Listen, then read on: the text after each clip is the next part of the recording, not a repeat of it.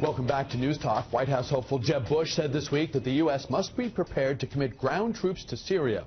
His comments, of course, come just days after ISIS-inspired attacks in Paris claimed nearly 130 lives.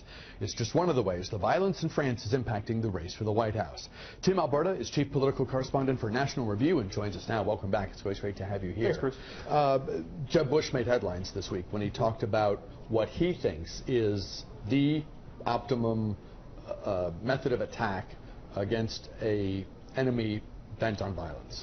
Yeah, and the headline for a lot of people obviously was going to be another Bush prescribes another ground force deployment to another conflict in the Middle East. And of course, Bush's team has been wary of that. Jeb Bush has been relatively hawkish up until this point, talking about the need to embed U.S. Special Forces, talking about no-fly zones, talking about arming the Kurds. But he has been very hesitant to take that next step, Bruce.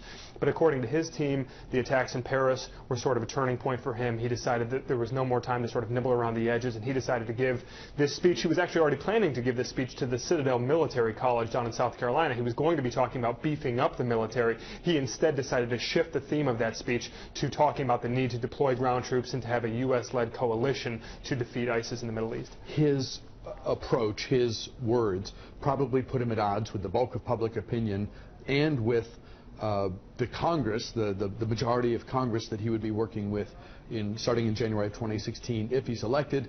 That having been said, things may be more in flux now because the attack in Paris was a modern Western capital that many of us have been to, or we have French relatives or whatever.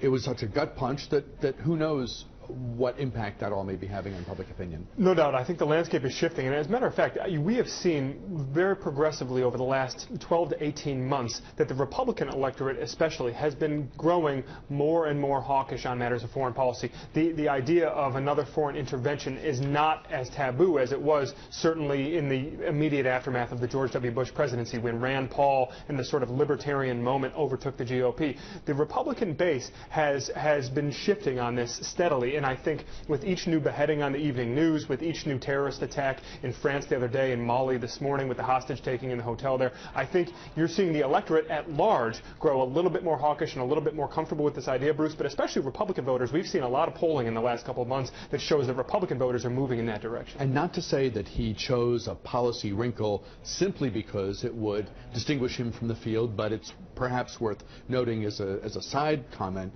that with so much focus on Ben Carson and Donald Trump as the surprisingly durable front-running candidates running in the outsider lane, and a lot of the speculation about who might ultimately emerge as we get into 2016, into the Iowa-New Hampshire period, a lot of focus on perhaps Marco Rubio and Ted Cruz finding a new wind and a new sense of momentum. For Jeb Bush, there is a very real need to reinforce the experience he brings and to distinguish himself in policy ways. And to look presidential, right? I mean, this is a moment when people think about the world in crises. Moments like this, they want to see a leader. They want to see somebody who looks prepared to handle the challenges of the global stage. And that's why suddenly there is going to be a moment here where Jeb Bush, Marco Rubio certainly, maybe a Ted Cruz, although he has had his flirtations with the libertarian wing of the party, and that's coming back to bite him a little bit now. But certainly those guys are going to have a moment now. John Kasich is another person where they can project a seriousness and a grasp of international affairs that, frankly, Ben Carson and Donald Trump are going to struggle with. 2015 has been the year of the outsider. Granted, we haven't had a single caucus vote or a single primary vote yet. Not a single delegate has been allocated, despite all the time we've spent talking about the 2016 race. But as I mentioned a moment ago, there's been surprising durability for Ben Carson, Donald Trump, and to a lesser extent Carly Fiorina, the three candidates on the Republican side routinely referred to as the outsiders.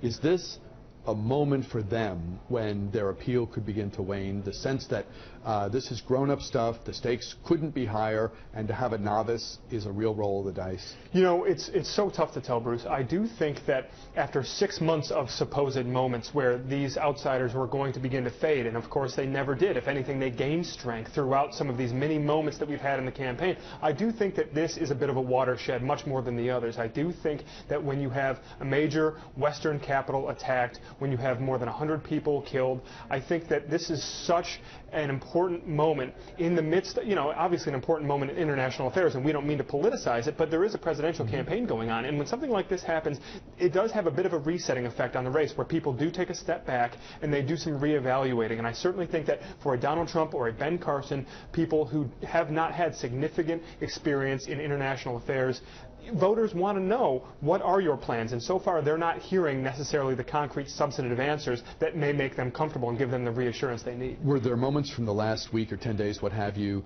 if you want to go back to as far as the last debate, obviously that's perfectly appropriate, when Ben Carson, whether it was his appearance on Fox News Sunday or some of the other reporting that's been done, some of the other comments, criticisms, and what have you, has this been a particularly rough stretch for him? It has been. As a matter of fact, so last night, Ben Carson made some comments to reporters where he talked about rabid dogs, likening the situation to Syrian refugees, and a lot of people sort of arched an eyebrow and said, wow, really? But yes, one of Ben Carson's foreign policy advisors was speaking to the New York Times on the record, talking about how Ben Carson doesn't know anything about foreign policy and how it's been hard to make him smart. That's a really brutal thing for your advisor to say on the record to the New York Times. And also, yes, on Fox News Sunday last week, Ben Carson really struggled with answering the question of which countries would you enlist in terms of forming an international coalition to go in and combat ISIS. So you can tell that this is a gentleman who, while very, very smart and very accomplished in the field of medicine, does not necessarily have any real comfort level on foreign policy, and that's beginning to show, and it's going to frighten some people. Thanksgiving is a few days away, where that will put us right into the Christmas period. I know there's a debate on the Democratic side. I've lost track of, I apologize, of when the next Republican debate is.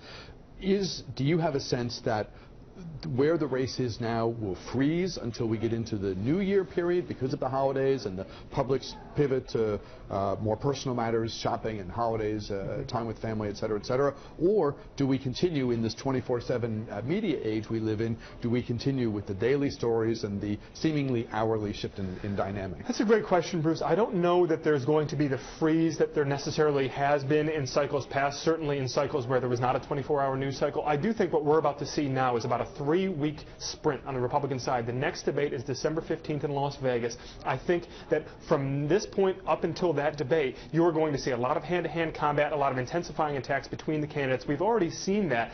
John Kasich today going up with a big ad buy, as Politico noted, against Donald Trump. Ted Cruz and Marco Rubio have been at each other's throats. I think we're going to see a lot of that intensifying hand-to-hand combat. But then after that December 15th debate in Vegas, we're probably going to see about a 2-week freeze where things slow down a little bit. We only have a minute left. I was watching part of the Donald Trump speech that he gave, I think in Massachusetts, and he seemed to admit that when he came doing that escalator to announce, he hadn't made up his mind that he was doing it. The thought I had watching him was, I think this guy's this guy's winging it. He could go either way. Was that the first time he'd ever said that out loud?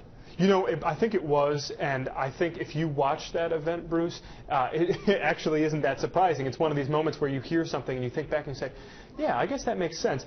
He did seem to be totally unprepared, although that certainly wouldn't count as a negative against Donald Trump. Most people love the fact that he comes out and sort of wings it in all of these appearances. But to wing a presidential announcement winging it is unbelievable. But what I noticed was the signage didn't commit him to running, and his speech, until he said I'm in, didn't commit him. And then he says what he says last night. I'm like, give the guy his props. He is making it up as he goes along.